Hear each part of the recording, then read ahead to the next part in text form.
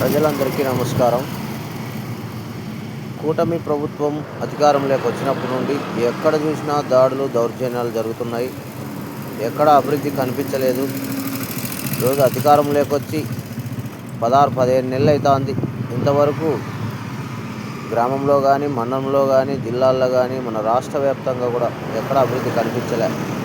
కేవలము మరి కూటమి నాయకులు, ఎమ్మెల్యేలు, ఎంపీలు మీడియాలో డబ్బు చెప్తున్నారు కానీ అభివృద్ధి అనేది ఎక్కడా కూడా కనిపించలే. ఎక్కడ చూసినా పేదవారి భూములు లాక్కుంటున్నారు, స్థలాలు లాక్కుంటున్నారు, దౌర్జన్యం చేస్తూ ఉన్నారు. ఎక్కడైతే ఫ్లాట్లు ఖాళీగా ఉంటాయో ఆ ఫ్లాట్లను కబ్జా చేసి వాళ్ళను బెదిరిస్తున్నారు.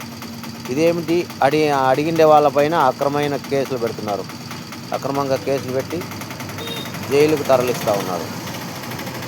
మరి పోలీసు వారు కూడా ప్రజల కోసం పనిచేయాల. మనకు జీతం ఇస్తున్నది ఎవరు? ప్రజలు కట్టిన పన్ను ద్వారా మనం అధికారులంతా కూడా జీతం తీసుకుంటున్నాం. అధికారులు కూడా గుర్తించాలి. మరి డిపార్ట్మెంటు సంస్థ వారు కూడా గుర్తించాలని ఆల్ ఇండియా ప్రజాసేన హక్కుల పోరాట సమితి తరఫున మేము కోరుతున్నాం.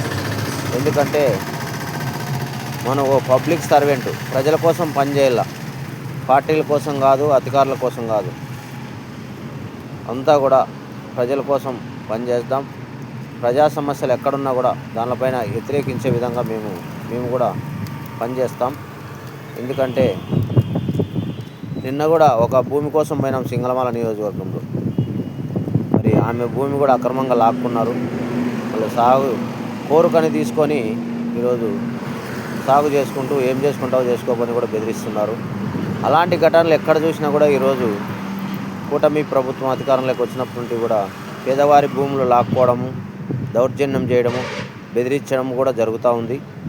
ఇళ్ల స్థలాలు కానీ, భూములు కానీ ఎవరి భూములు వాళ్ళకే తిరిగి ఇవ్వాలని కూడా మేము కోరుతున్నాం.